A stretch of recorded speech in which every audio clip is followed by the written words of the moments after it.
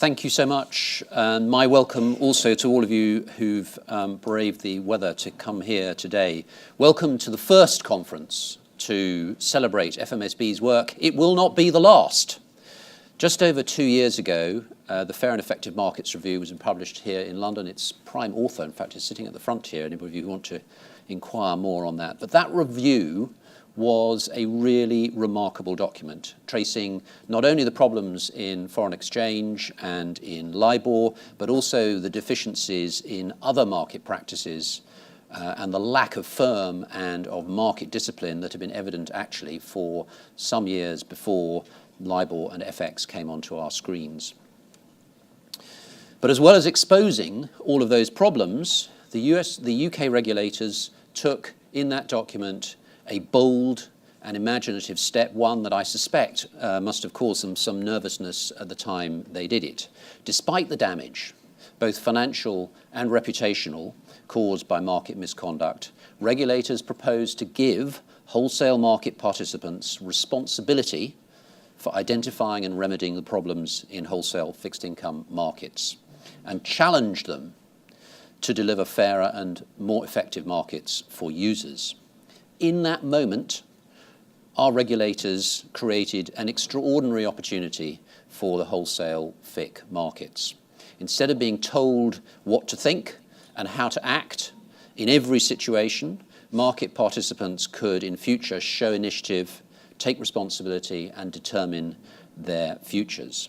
I hope that the FICC Market Standards Board has grasped the opportunity that was presented to it with the vigour that the Bank of England, the FCA and the Treasury expected at that time. Certainly a lot has been achieved.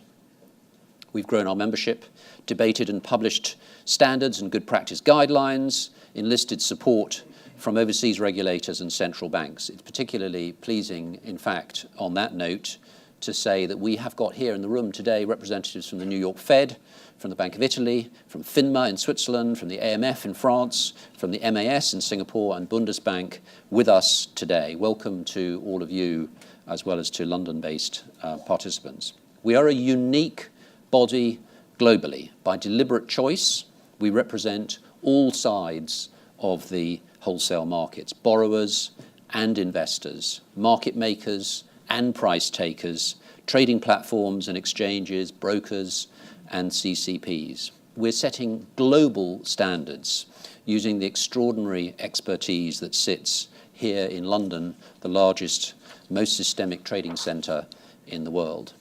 If any of you have not yet read our annual report, on which a lot of you are now sitting, it sets out who we are, how we do what we do, and I can really commend it to you for reading at a moment when you have the chance. None of what we've done in the past 18 months would have been possible without the leadership provided by many, many people in this room and elsewhere. You, our members, and also by Jerry Harvey and our very, I have to say, very modestly sized Central Secretariat. More than 200 executives, member firms, are actively working on standards production, and I'm very grateful too for all their individual and collective contributions, without which literally the FMSB could not function. Today is an opportunity to take stock of what we've achieved, but it's also a chance to look at the challenges for 2018 and beyond, and to hear from three of our strongest supporters to date, Mark Carney, Andrew Bailey and Sir Dave Ramsden. In the past 18 months, we've published 8 documents, and we've got another 7 that are going through the processes prior to publication and will appear shortly. You'll hear more about them during the course of the afternoon. But we've also completed what I think is a very, very important piece of historical work. We've made a review of misconduct and malpractice in wholesale markets over the past 2 centuries in 20 jurisdictions worldwide. That study, which you will also hear more about this afternoon, and which we're going to publish, is not just an academic piece of research. It reveals some really important and, to some people, quite startling insights. In fact, there are in reality relatively few genuinely different root causes of malpractice in markets, about 20 or 25 of them, depending on how you add the numbers up. Those practices mutate and repeat time and time again over the decades and centuries. And thirdly, laws and formal regulation have had very limited success in stopping them. Those conclusions, to my mind, are a cause for optimism, not for despair, because there are a limited number of fixed problems that we need to grasp here, not a morass of thousands of different types of malevolent practices. We're dealing with a manageable problem, not something that is scaled up beyond comprehension or grasping.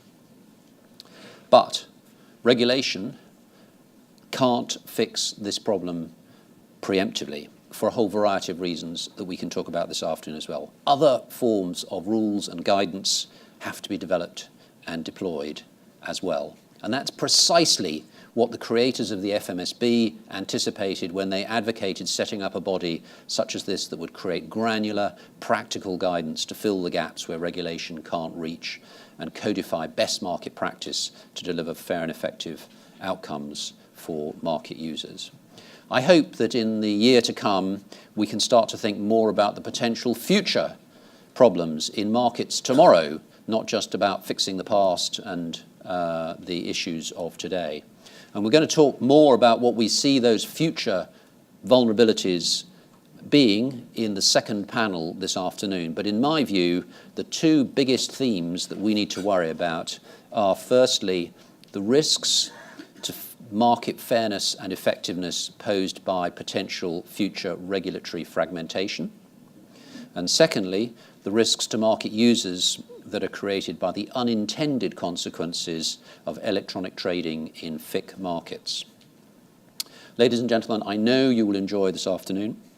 We have some fabulous speakers and extremely powerful panels. Can I just make one last request of you before I stop? And that is, when you have the moment to ask questions on the panels or of Mark or of Andrew directly, please don't hold back. I will stop there and thank you. It just falls to me now to introduce our first panel, which is about the development and use of standards, which is going to be led by one of our board members, one of our independent board members, Mark Bailey. Mark.